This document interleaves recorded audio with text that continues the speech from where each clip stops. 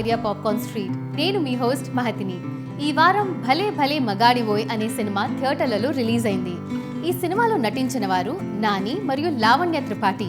దీన్ని రాసిన వారు మరియు డైరెక్ట్ చేసిన వారు మారుతి దాసరి గారు మరియు ప్రొడ్యూస్ చేసిన వారు గీతా ఆర్ట్స్ మరియు యూవి క్రియేషన్స్. ఇందులో సపోర్టింగ్ లీడ్లో ఉన్నారు మురళీ శర్మ, అజయ్ మరియు వెన్నెల కిషోర్ గారు.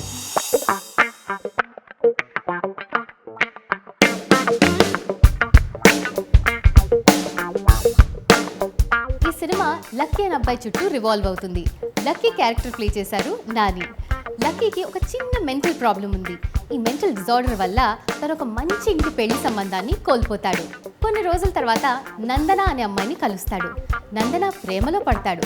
నందనాని ఇంప్రెస్ చేసే చాలా ప్రయత్నాలు చేస్తాడు. కానీ తన మెంటల్ ప్రాబ్లం వల్ల ఎన్నో చిక్కుల్లో పడిపోతూ ఉంటాడు.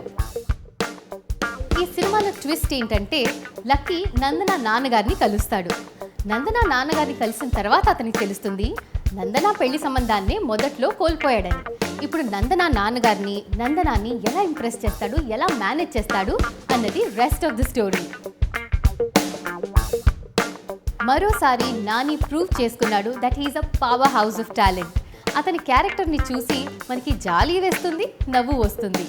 ఇందులో నందన క్యారెక్టర్ ప్లే చేశారు లావణ్య త్రిపాఠి. తను చాలా అడోరబుల్గా పర్ఫెక్ట్గా ఉంది ఈ క్యారెక్టర్కి. వీళ్ళిద్దరి కెమిస్ట్రీ కూడా చూడతగ్గట్టుగా ఉంది.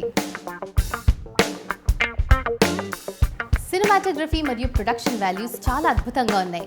చిన్న చిన్న సటల్ ఎక్స్ప్రెషన్స్ని కూడా క్యాప్చర్ చేయగలిగారు. ఇదే కాక గోపీ సుందర్ గారి మ్యూజిక్ చాలా సూదింగ్గా ఉంది. బ్యాక్గ్రౌండ్ స్కోర్ ఈ సినిమాకి హైలైట్ అన్నమాట. ఈ సినిమా ఒక హిలేరియస్ కామెడీ, అందరికీ నచ్చుతుంది కూడా. మేము ఈ సినిమాకి 5 నుంచి 2.5 పాప్కార్న్స్ ఇస్తాము. మీకు ఈ సినిమా గురించి ఏమనిపించిందో కింద కమెంట్ చేసి మాకు తెలపండి. త్వరలోనే మరో సినిమాతో మీ ముందుకు వస్తాను.